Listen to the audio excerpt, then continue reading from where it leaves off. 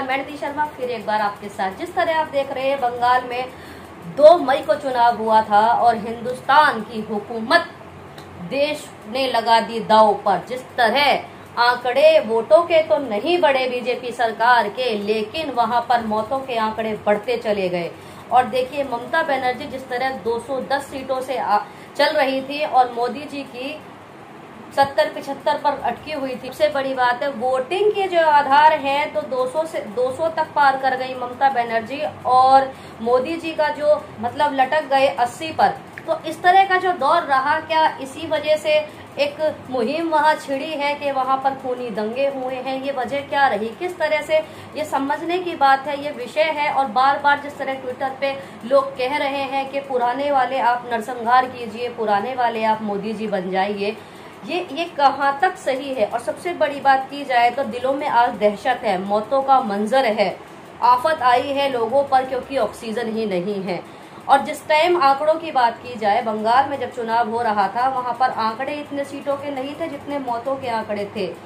210 तक ममता बनर्जी की सीट और 75 तक मोदी जी की सीट, लेकिन 2 लाख मौत नंबर 1 पोजीशन पर चल रही थी। तब भी ये चुनाव आयोग नहीं रुके, चुनाव रैलियां नहीं रुकी, चुनाव चलते रहे। सबसे बड़ी बात यह है जो मैं पूछना चाहूंगी अपने भारतवासियों से कि जिस तरह ये चुनाव आयोग आज भी सत्ता में है, और सबसे बड़ी बात है ये मारकाट करने के बाद आज भी जगह जगह जो ये धरने दिए जा रहे हैं, ये धरने क्या सही है? क्या कोरोना काल में ये धरने देने चाहिए? क्या चुनाव आयोग को या बैठक करके समझाना नहीं चाहिए अभी कि इस टाइम ये दौर केवल लोगों की जान बचाने का है, ऑक्सीजन को पहुंचाने का है, ना कि इस वक्त नरसंहार का है?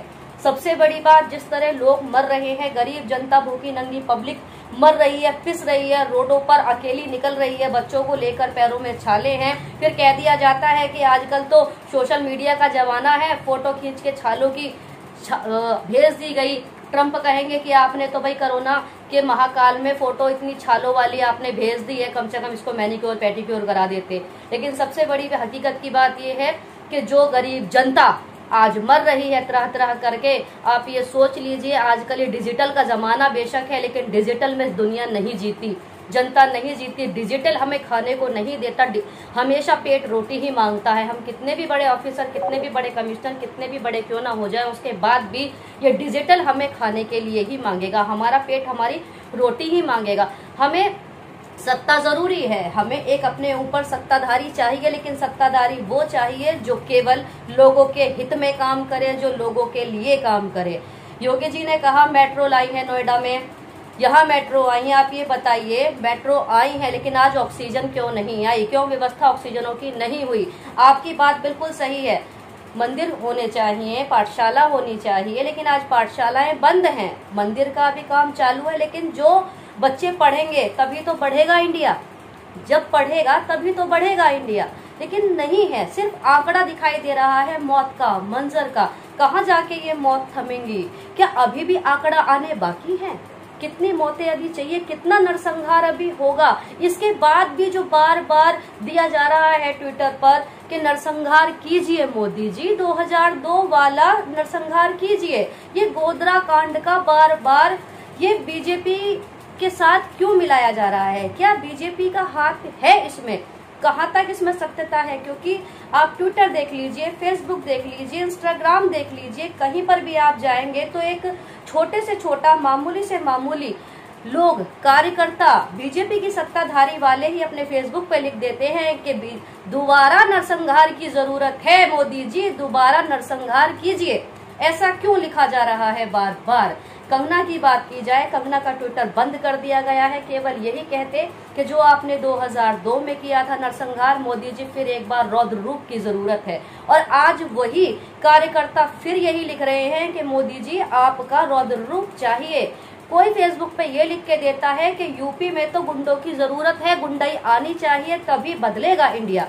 तो ये कहाँ तक सच है? और सबसे बड़ी बात की जाए जो इंसानियत की बात है, तो इंसानियत को कोई नहीं देख रहा। आज भी केवल धरने दिए जा रहे हैं कि वहां पर ऐसी मौतें हुई, वहां पर ऐसे रेप हुए। ये मैं मानती हूँ ये गलत है, लेकिन कहाँ तक ये गलत है, और सबसे बड़ी बात जो आज गलतियां लोग कर रहे हैं, जो जमघट में जाते हैं, जो भीड़ बनाकर जाते हैं, आज भी धरना करने, क्या कोरोना नहीं फैलाएंगे? कहाँ तक कोरोना बच पाएगा? कहाँ तक? जब तक कोरोना फैलेगा तभी तो आदमी मर रहे हैं। देखने वाली बात यह है जिस तरह मौतों का आंकड़ा बढ़ता चला जा रहा है, ये जो एक रुकने का नाम नहीं ले रहा है, कब थमेगा? और सबसे बड़ी बात की जाए तो जिस तरह बंगाल में रैलियां हुई, अन्य जगह पर रैलियां हुई, बंगाल में हुई और आपके असम में हुई, कई जगह रैलियां हुई, उसके बाद भी आपने देखा गांव देहातों में जो लोग वोटिंग के लिए गए हुए थे, आज गांव देहातों में ये कोरोना महामारी हद से ज्यादा फैली हुई है, क्योंकि एक के बाद जो विदाउट डिस्टेंस के साथ लोग खड़े हुए थे, आज वही कोरोना से पॉजिटिव हैं,